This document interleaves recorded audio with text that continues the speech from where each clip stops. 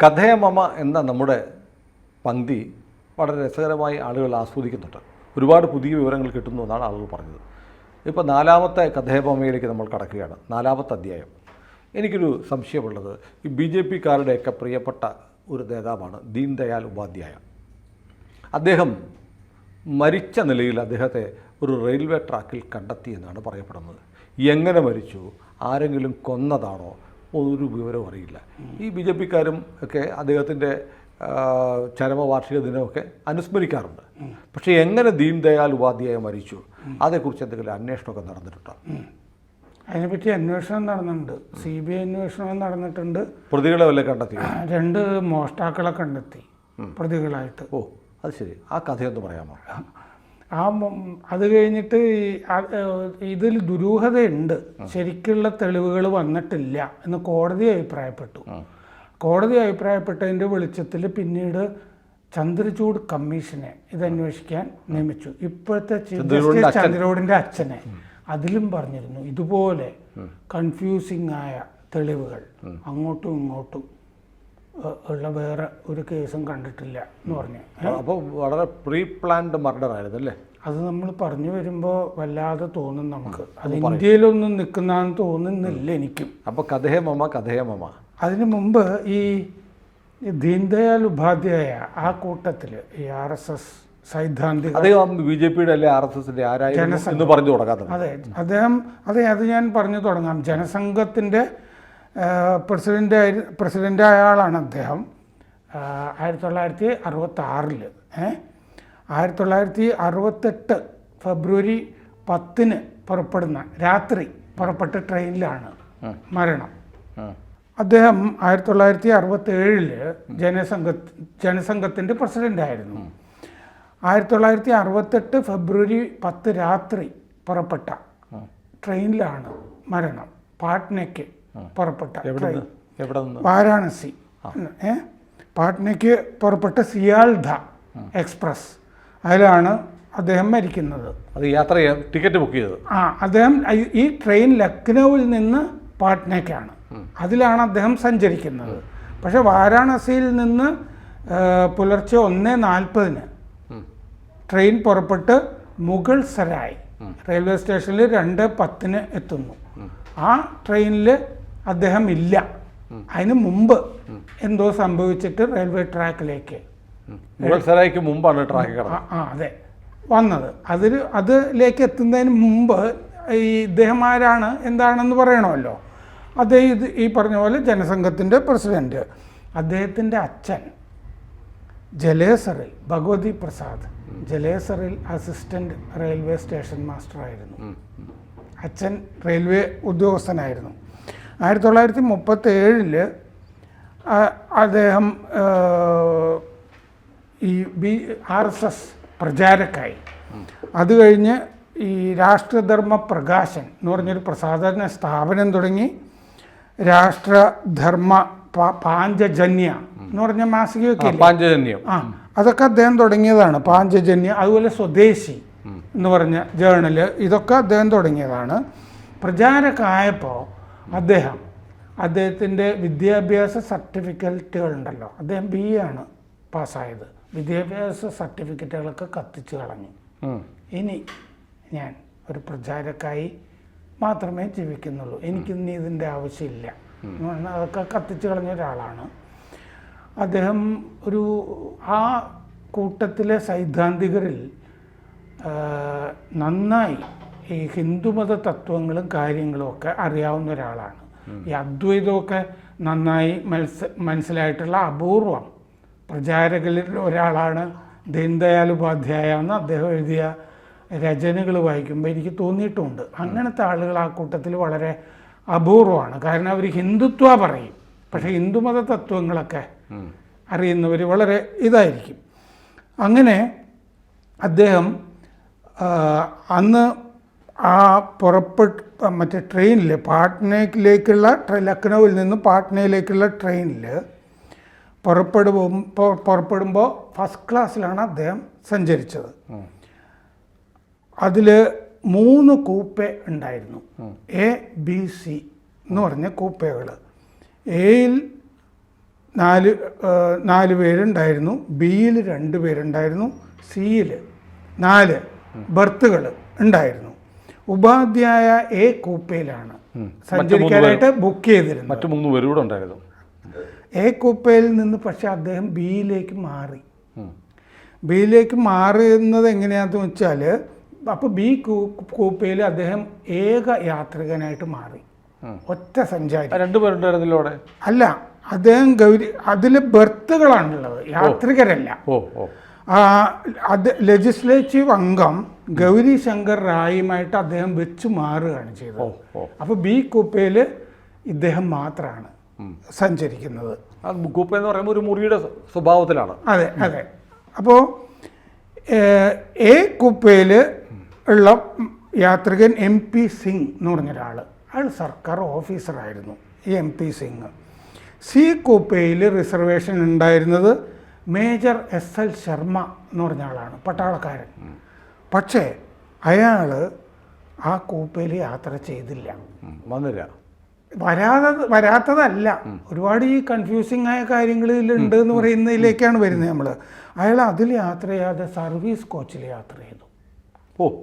First ക്ലാസ്സിലുള്ള കൂപ്പ book ചെയ്തിട്ട് service കോച്ചിൽ, പട്ടാളക്കാരുടെ കോച്ചിൽ യാത്ര ചെയ്തു അയാൾ. ഒരു പക്ഷേ സുഹൃത്തുക്കളും എല്ലാം ആ കോച്ചിലുണ്ടായിരിക്കും, ആകാം. അപ്പോൾ ഈ ചന്ദ്രചൂഡിൻ്റെ റിപ്പോർട്ടിലെ ഭാഗമാണ്. ഇതൊരു ജെയിംസ് ബോണ്ട് കഥ പോലെ തോന്നുന്നു. ഈ കാര്യങ്ങൾ പറഞ്ഞിട്ട് പറയാണ്, ശർമ്മയുടെ പേര്, നമ്മളിപ്പോൾ ശർമ്മയുടെ കാര്യം പറഞ്ഞല്ലേ മേജർ, ഈ ശർമ്മയുടെ പേര് ശരിയായിട്ടല്ല ചാർട്ടുകളിൽ കിടക്കുന്നത്. 2 തവണ പേര് എഴുതിയിട്ടുണ്ട്, ആ 2 തവണയും ശർമ്മയുടെ പേര് തെറ്റാ. പിന്നെ ടിക്കറ്റ് നമ്പറും തെറ്റാണ്. അങ്ങേരുടെ കയ്യിലുണ്ടായിരുന്ന ടിക്കറ്റിൻ്റെ നമ്പറല്ല റിസർവേഷൻ ചാർട്ടിലുള്ള നമ്പർ. അങ്ങേര് കുറച്ച് ദിവസം മുമ്പ് മാത്രമാണ് വിവാഹം ചെയ്തിരുന്നത്, ശർമ്മ. പക്ഷേ യാത്രാ തീയതി അയാൾ മുൻപ് തന്നെ ഇതിൽ ബുക്ക് ചെയ്ത് ഇങ്ങനൊരു യാത്ര തീരുമാനിച്ച ആളായിരുന്നു ശർമ്മ. ഈ MP സിംഗിൻ്റെ സഹയാത്രികൻ കൊടുത്ത മൊഴി, അതുപോലെ ഈ ഇതിൻ്റെ ബസ്സിലെ കണ്ടക്ടർ ട്രെയിനിലെ കണ്ടക്ടർ BD കമൽ നൽകിയ മൊഴി, ഇതൊക്കെ പരസ്പര വിരുദ്ധമാണ്. ഈ ട്രാക്കിൽ കിടന്ന ഉപാധ്യായയുടെ പോക്കറ്റിൽ ടിക്കറ്റ് ഉണ്ടായിരുന്നു. ആ ടിക്കറ്റ് നോക്കിയിട്ട് ഇന്ന ആളാണെന്ന് തിരിച്ചറിയാൻ കഴിയുമായിരുന്നു, പക്ഷെ അത് ചെയ്തില്ല വന്ന പോലീസുകാർ. മാത്രമല്ല, ഒരു ആവശ്യമില്ലാണ്ട് ഈ ജഡം കിടന്ന സ്ഥലത്ത് നിന്ന് മാറ്റിയിടുകയൊക്കെ ചെയ്തു. ഇതിൻ്റെ ഓരോ ഘട്ടത്തിലും ഇത് റെയിൽവേ ജീവനക്കാരുടെ പങ്കുണ്ടായിരുന്നു. പിന്നെ കമ്പാർട്ട്മെൻറ്റിൽ ഒരു കുപ്പി ഫിനൈൽ ഉണ്ടായിരുന്നു, ഒരു കുപ്പി ഫിനൈൽ വിഷം ഉണ്ടായിരുന്നു. ഇദ്ദേഹത്ത് വീണ് കിടന്ന ഉപാധ്യായയുടെ മുറിവിൽ അസാധാരണത്വം ഉണ്ടായിരുന്നു. സാധാരണഗതിയിൽ വീണിട്ട് സംഭവിക്കുന്ന മുറിവുകളായിരുന്നില്ല. ഫിനൈൽ എന്ന് പറഞ്ഞാൽ ഈ ക്ലീനിങ്ങിനൊക്കെ ഉപയോഗിക്കുന്ന സാധനം. അതെ, അത് പക്ഷെ കുടിച്ചു കഴിഞ്ഞാലും ഒക്കെ എന്തെങ്കിലും വരും. എന്തായാലും എന്തോ സംശയാസ്പദമായിട്ടാണ് റിപ്പോർട്ടിൽ പറഞ്ഞിരിക്കുന്നത്. ആ കാലത്ത് റെയിൽവേ മന്ത്രിയായിരുന്ന ആൾ CM പൂനച്ച. CM പൂനച്ച കുടകിലെ മുഖ്യമന്ത്രിയായിരുന്ന ആളാണ്. ഈ കാലഘട്ടം കഴിഞ്ഞിട്ട് 1 കൊല്ലം മാത്രം റെയിൽവേ മന്ത്രിയായിരുന്ന അദ്ദേഹത്തിനെ പിന്നെ ഉരുക്ക് മന്ത്രിയായിട്ട് മാറ്റുകയും ചെയ്തു. അതെന്തുകൊണ്ടാണ് ഈ സംഭവത്തിന് ശേഷം അദ്ദേഹത്തിനെ മാറ്റിയെന്നുള്ളത് അറിയില്ല. വാരാണസിയിൽ നിന്ന് ലക്നൌവിൽ നിന്ന് പട്നയിലേക്ക് പോകുന്ന ട്രെയിൻ വാരാണസിയിൽ 1:40 പുറപ്പെട്ടു. മുഗൾ സരായിൽ 2:10 എത്തിയിട്ട് അവിടെ എത്തിയപ്പോൾ ഉപാധ്യായെ കണ്ടില്ല എന്ന് ഞാൻ പറഞ്ഞു. 10 മിനിറ്റ് കഴിഞ്ഞ് നോക്കിയപ്പോൾ പ്ലാറ്റ്ഫോം അവസാനിക്കുന്നിടത്ത് നിന്ന് 748 അടി ഉയരമുള്ള തൂണില്ലേ, ആ തൂണിൻ്റെ അടുത്താണ് ജഡം ഉണ്ടായിരുന്നത്. കയ്യിൽ ഒരു 5 രൂപ നോട്ട് മുറുകെ പിടിച്ചിരുന്നു ഉപാധ്യായ.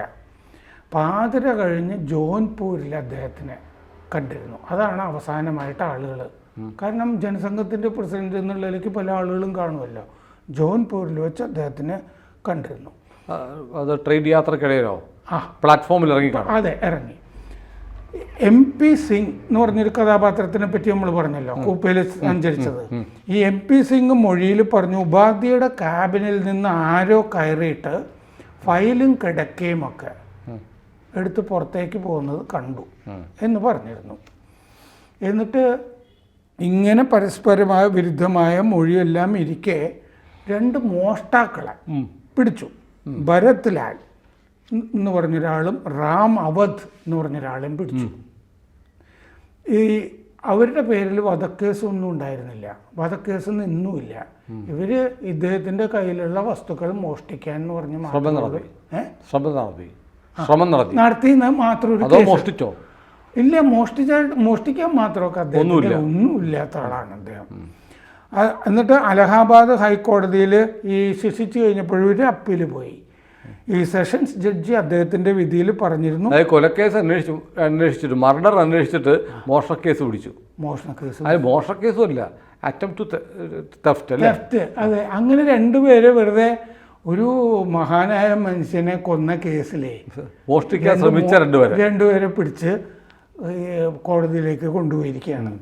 അപ്പോൾ സെഷൻസ് ജഡ്ജിയുടെ വിധിയിൽ പറഞ്ഞു, the offence of murder not having been proved against the accused, the problem of truth about the murder still remains എന്ന് പറഞ്ഞു. ഈ കൊലപാതക കാരണം ഇപ്പോഴും വ്യക്തമാകാതെ ദുരൂഹമായി തുടരുന്നു. അപ്പോൾ ആളുകൾ അന്ന് ഭയങ്കര ബഹളം ഉണ്ടാക്കി.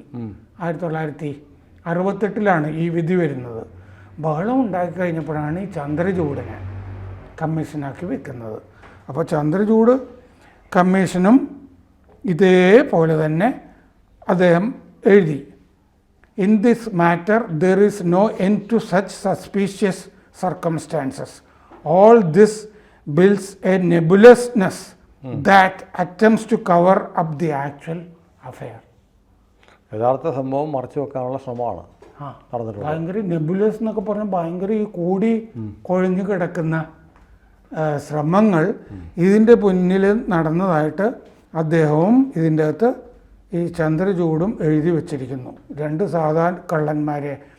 അന്ന് CBI അന്വേഷണത്തിൽ CBI ഡയറക്ടർ ജോൺ ലോബോ വളരെ കൃത്യമായി കാര്യങ്ങൾ ചെയ്യുന്ന ആളാണെന്ന് അറിയപ്പെട്ടിരുന്നു. ഈ ജോൺ ലോബോ അന്വേഷിക്കാനായിട്ട് മുഗൾ സരായിൽ എത്തിക്കഴിഞ്ഞപ്പോൾ ലോബോയെ ഇന്ദിര ആണ് ഭരിച്ചിരുന്നത്. ഇന്ദിര സർക്കാർ അദ്ദേഹത്തിന് മടക്കി വിളിച്ചു. അങ്ങനെ കാര്യമായിട്ടൊന്നും അന്വേഷിക്കണ്ട. കാരണമല്ല പറഞ്ഞു, കാര്യമായിട്ടൊന്നും അന്വേഷിക്കണ്ട. ഇന്ദിരാഗാന്ധി ഭരിക്കുന്ന സമയത്താണ് ഈ ദീനദയാൽ ഉപാധ്യായും മരിക്കുന്നത്. അതെ, കൊല്ലപ്പെടുന്നത്. അല്ല, കൊലപാതകമാണെന്ന് കൺഫേം ചെയ്തിട്ടുണ്ടോ? അതുകൊണ്ടാണല്ലോ മർഡർ കേസ് എന്ന് പറഞ്ഞിട്ട് 2 മറ്റേ ഹോമിസൈഡ് അല്ല, കൾപ്പബിൾ അല്ലേ? അല്ലല്ല, മർഡർ എന്ന് തന്നെയാണല്ലോ ഈ അന്വേഷണങ്ങളിലൊക്കെ കാണുന്നത്. ഇപ്പൊ ഞാൻ വായിച്ച 2 വാചകത്തിലും മർഡർ ആണെന്ന് പറഞ്ഞിട്ടുണ്ട്. ആ മർഡർ ഈ മോഷ്ടാക്കൾ ചെയ്തതിന് തെളിവില്ല. മോഷ്ടാക്കളല്ല, അവർ മോഷണം നടത്തിയിട്ടില്ല. ഉപാധ്യായ മരിക്കുന്നതുകൊണ്ട് ആർക്കാണ് നേട്ടം? ഉപാധ്യായ അന്ന് ഈ പറഞ്ഞ പോലെ ജനസംഖ്യത്തിനെ കാര്യമായി വളർത്തിക്കൊണ്ടുവരുന്ന സമയമാണ്. ആ കാലത്ത് സംശയാസ്പദമായ നിലയിൽ നമ്മൾ മുമ്പൊരിക്കൽ സംസാരിച്ച പോലെ ആ ഭരണകാലത്തൊക്കെ പല ആളുകളും ഇതുപോലെ കൊല്ലപ്പെട്ടിട്ടുണ്ട്. നമ്മൾ ഇന്നലെ ശ്യാമപ്രസാദ് മുഖർജിയുടെ കാര്യം പറഞ്ഞു.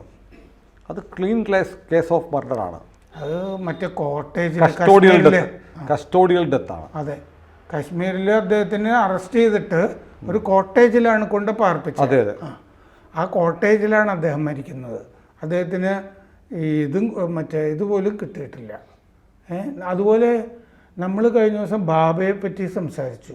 വിക്രം സാരാഭായി ഇതുപോലെ ഹാൽസിയൻ പാലസിൽ കോവളത്ത് വിമാനം തകർന്നു. അത് ബാബ. വിക്രം സാരാഭായി മറ്റേ കോവളം പാലസിലാണ് മരിച്ചത്. അത് നമ്മൾക്ക് വേറെ കഥയായിട്ട് പറയണം. അപ്പൊ അദ്ദേഹം എല്ലാം കൂടെ ഒറ്റ കഥ പറഞ്ഞാൽ പ്രേക്ഷകർക്കും ബുദ്ധിമുട്ടാണ്, നമുക്ക് ബുദ്ധിമുട്ടാണ്. ആ മറ്റേ പോസ്റ്റ്മോർട്ടം നടത്തിയില്ല വിക്രം സാരാഭായിയുടെ ജഡത്തിന്റെ. മഹാത്മാഗാന്ധിയുടെ പോസ്റ്റ്മോർട്ടം നടത്തിയില്ല. 3 ബുള്ളറ്റുകൾ 4 വെടിവെച്ചകളാണ്. 4 തവണ വെടിശബ്ദം കേട്ടു എന്ന് ഒരുപാട് പേര് സാക്ഷ്യം കേട്ടിട്ടുണ്ട്. പക്ഷേ ഗാന്ധിയുടെ ശരീരത്തിൽ 3 വെടിയുണ്ടകളെ കണ്ടിട്ടുള്ളൂ. അതെ, ആ വെടിയുണ്ടകളും ആ മുറിവുകളുമായിട്ട് ചേർന്ന് പോകുന്നതുമല്ല. അതെ അതെ, നമ്മൾ അത് സംബന്ധിച്ചൊരു വീഡിയോ കഴിഞ്ഞ ജനുവരിയിൽ ചെയ്തിട്ടുണ്ട്, ഗാന്ധി രക്തസാക്ഷി ദിനത്തിൽ. അതായത് 3 വെടിയുണ്ടകൾ 4 വെടിവെച്ചകൾ നന്നായി കണ്ട ഒരു വീഡിയോ ആയിരുന്നു. ഇതിൻ്റെ കാണാത്തവർക്ക് കാണാൻ വേണ്ടും. ഈ ഇദ്ദേഹത്തിൻ്റെ ഇതിൽ പ്രിസിഷൻ ഭയങ്കരമാണ്. ഈ കൊന്നിരിക്കും അല്ല, എന്താണ് ദീൻദയാൽ ഉപാധ്യായയുടെ മരണവുമായി ബന്ധപ്പെട്ട് അനൗദ്യോഗികമായി പ്രചരിക്കുന്ന കഥ എന്താണ്? അനൗദ്യോഗികമായി പ്രചരിക്കുന്നത് ഈ പറഞ്ഞ പോലെ ഭരണകൂടത്തിന് പങ്കുണ്ട്. പക്ഷേ അത് ഇന്ദിരാ സർക്കാർ, പക്ഷേ അത് ഇവിടെ നിന്നുള്ള ആളുകളെ ആരെങ്കിലും ചെയ്തതായിരിക്കണം എന്നില്ല. വേറൊരു രാജ്യത്തിൻ്റെയോ വേറൊരു പക്ഷേ ഈ പറഞ്ഞ പോലെ 2 പേര് സംശയിക്കപ്പെട്ട 2 കള്ളന്മാരെ പിടിച്ചില്ലേ? ഈ കള്ളന്മാർക്ക് എന്തെങ്കിലും പൊളിറ്റിക്കൽ ബന്ധമോ അല്ലെങ്കിൽ ഒരു ബന്ധവുമില്ല, ക്രിമിനൽ റെക്കോർഡ്സോ ഒരു ബന്ധവുമില്ല. സാധാരണഗതിയിൽ പോലീസുകാർ മൂടി വെക്കേണ്ട ഘട്ടം വരുമ്പോൾ 2 പ്രതികളെ ഉണ്ടാക്കിയെടുക്കും.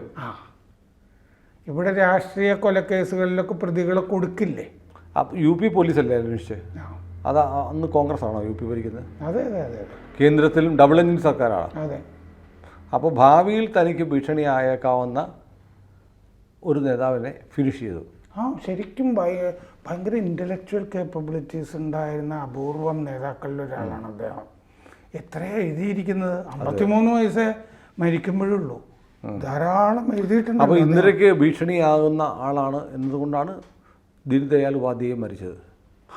വേണമെങ്കിൽ ഇപ്പോഴത്തെ BJP സർക്കാരിന് റീഇൻവെസ്റ്റിഗേഷൻ പറഞ്ഞു, ഒരു പുനരന്വേഷണം ആ കാര്യത്തിൽ ചെയ്യേണ്ടതാണ്. 10 വർഷം വെറുതെ പോയി, വളരെ ഒരുപാട് സമയം വെറുതെ പോയി. അത് അദ്ദേഹത്തിൻ്റെ ഈ 55ാം ജന്മദിനം ആഘോഷിക്കുമ്പോൾ നാനാജി ദേശ്മുഖ് അവർ വലിയ സുഹൃത്തുക്കളായിരുന്നു. ഡൽഹിയിൽ അദ്ദേഹം ഇത് ആവശ്യപ്പെട്ടതുമാണ്. അദ്ദേഹം മരിച്ചിട്ട് 2 കൊല്ലമായി, ഇപ്പോഴും ഞങ്ങളുടെ കണ്ണീര് ഒഴുകുകയാണ് അദ്ദേഹം പറഞ്ഞിട്ടുണ്ട്. കൊല്ലുക മാത്രമല്ല, കൊലയാളികളെപ്പറ്റി ഒന്നും അറിഞ്ഞതുമില്ല നാനാജി ദേശ്മുഖ് എന്ന് പറഞ്ഞു. CBIയും ചന്ദ്രചൂഡ് അന്വേഷണ കമ്മീഷനും ഒന്നും കണ്ടില്ല. ഈ കമ്മീഷൻ റിപ്പോർട്ടിന് മേൽ നടപടി ഉണ്ടായി കാണത്തില്ല. കമ്മീഷൻ റിപ്പോർട്ടിൽ ഒരു നടപടി ഉണ്ടായില്ല. ഇന്ദിരാ സർക്കാർ കൊലപ്പുള്ളികളെ പിടിക്കാൻ തയ്യാറായില്ല, നാനാജി ദേശ്മുഖ് പറഞ്ഞിരിക്കുന്നു. ഞാൻ ഈ വിവരങ്ങളൊക്കെ പറയുന്നത് complete works of Deendayal Upadhyay അതിലെ വോളിയം 1 മുതൽ 15 വരെ. അദ്ദേഹത്തിൻ്റെ ഈ എഴുത്ത് തന്നെ, രചനകൾ തന്നെ 15 വാല്യം ഉണ്ട്. പക്ഷെ നമ്മുടെ നാട്ടിലൊന്നും ഈ ദീൻദയാൽ ഉപാധ്യായ കാര്യമായിട്ട് അറിയില്ല, പുതിയ തലമുറയ്ക്ക് ഒട്ടും അറിയില്ല. അതെ.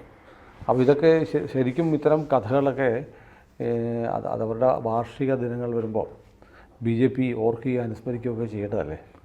ഇപ്പോൾ ഓർക്കാൻ വേണ്ടി ചെയ്തിരിക്കുന്ന മുഗൾ സരായ് റെയിൽവേ സ്റ്റേഷന് ദീൻദയാൽ ഉപാധ്യായ റെയിൽവേ സ്റ്റേഷൻ പേരിട്ടിട്ടുണ്ട്.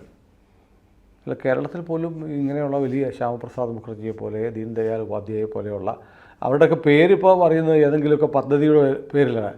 ദീൻദയാൽ ഉപാധ്യായ ഗ്രാമീണ സടക്ക് യോജന, ഏകാത്മ മാനവ ദർശനം, മുന്നോട്ട് ഇൻ്റഗ്രൽ ഹ്യൂമനിസം എന്ന് പറഞ്ഞിട്ട് നമ്മുടെ ഈ ഉപനിഷത്ത് ചിന്തകളും എല്ലാം കൂടി ചേർത്തൊരു ചിന്ത തന്നെ, ആശയം തന്നെ മുന്നോട്ട് വെച്ച ഒരു അപൂർവ പ്രതിഭയാണ് അദ്ദേഹം. അപൂർവ പ്രതിഭയായതുകൊണ്ടാണ് ഈ അകാലത്തിൽ നഷ്ടപ്പെടുന്നത്. എത്ര വയസ്സുണ്ടായിരുന്നു? 53 വയസ്സ്. ഏതായാലും ഒരു വലിയ രാജ്യത്തിൻ്റെ ഭാഗധേയം നിർണ്ണയിക്കാൻ പോകുന്ന ഒരു മഹാനായ നേതാവായിരുന്നു ദീൻദയാൽ. തീർച്ചയായും. പിന്നീട് ഈ ഇത്തരം കാലഘട്ടങ്ങളിലേക്കൊരു പ്രധാനമന്ത്രിയോ, അതായത് കുറഞ്ഞത് 15 വർഷമെങ്കിലും BJP അതിനുശേഷം ഇന്ത്യ ഭരിച്ചിട്ടുണ്ട്. എന്നിട്ടും BJPക്ക് അവരുടെ പൂർവ്വ സംഘടനയുടെ, മാതൃസംഘടനയുടെ അധ്യക്ഷൻ്റെ കൊലപാതകത്തിലെ പ്രതികളെ കണ്ടെത്താൻ കഴിയുന്നില്ല. അല്ലെങ്കിൽ അതിനെ സംബന്ധിച്ചിട്ടൊരു ധവളപത്രമോ അങ്ങനെ എന്തെങ്കിലും കൊണ്ടുവരേണ്ടതാണ്. അല്ലാതെ വെറുതെ അനുസ്മരിക്കൽ മാത്രമല്ല ഒരു മനുഷ്യനോട് കാണിക്കാവുന്ന നീതി. കൂടുതൽ വാർത്തകളും വിശേഷങ്ങളും നിങ്ങളിലേക്ക് എത്താൻ ABC മലയാളം സബ്സ്ക്രൈബ് ചെയ്യുക, ബെൽ ബട്ടണും അമർത്തുക.